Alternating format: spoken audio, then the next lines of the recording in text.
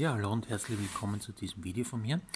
Zuallererst bitte ich euch, wenn ihr nicht Deutsch sprecht, dann aktiviert ihr jetzt die englischen Untertitel. Ja, also man kann bei YouTube ja englische Untertitel hinterlegen, das habe ich gemacht, und schaut nur, dass es bei euch auch aktiviert ist. So, now let's activate your English subtitles, please. Ja, wir schauen uns an in dem Video, wann man bei einem Literature Review, das eigentlich ja immer zu einer Forschungsarbeit dazugehört, manchmal nur als Kapitel, bevor man dann zur eigentlichen Forschung kommt, oder auch als eigener Artikel, Gesamtartikel, wo sich das Ganze dann als Literature Review Artikel bezeichnet. Und wir schauen uns an, wie ist es, wenn man jetzt quasi eine thematische Abfolge genommen hat und man nimmt ein Zitat raus, und dann ist ja oft so, dass in Klammer eben eine Quelle steht oder mehrere Quellen stehen. Und wann reicht es jetzt, dass ich nur eine Quelle anführe für dieses Zitat, und wann braucht man mehrere Belege, also dass dann doch 2, 3, 4 Autoren in Klammer stehen, die diese Aussage eben belegen. Und das ist das Thema dieses Videos. Und da gibt es unterschiedliche Ansätze dazu, zum Beispiel der Dr. Guy ist ja doch auf YouTube auch sehr aktiv und gibt sehr gute Tipps.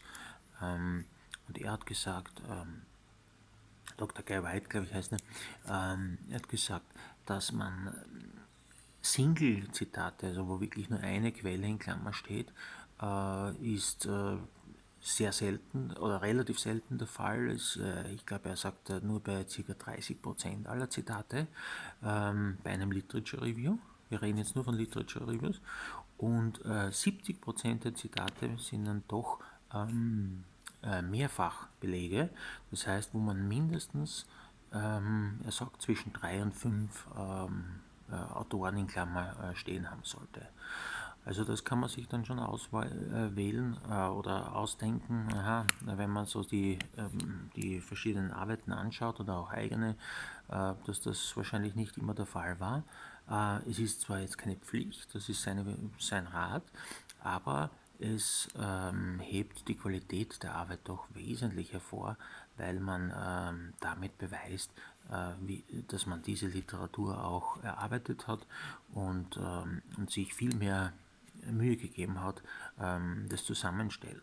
Also man hat nicht nur eine Quelle gelesen und zitiert die, sondern man hat dann doch die Belege von einer Aussage von 3, 4, 5 verschiedenen Autoren, und macht natürlich einen sehr professionellen Eindruck.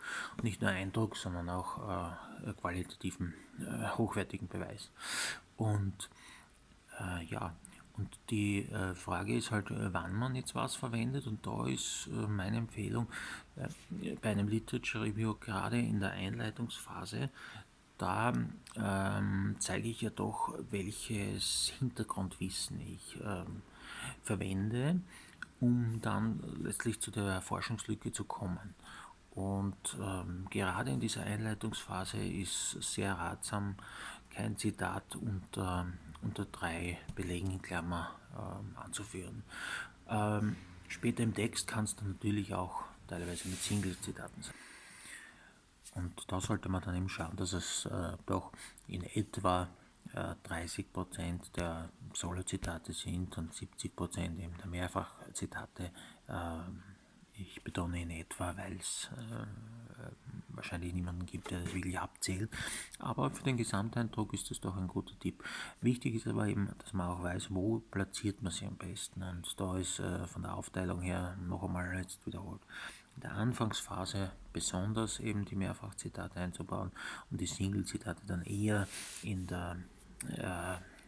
Textbody quasi anzuführen. Ja.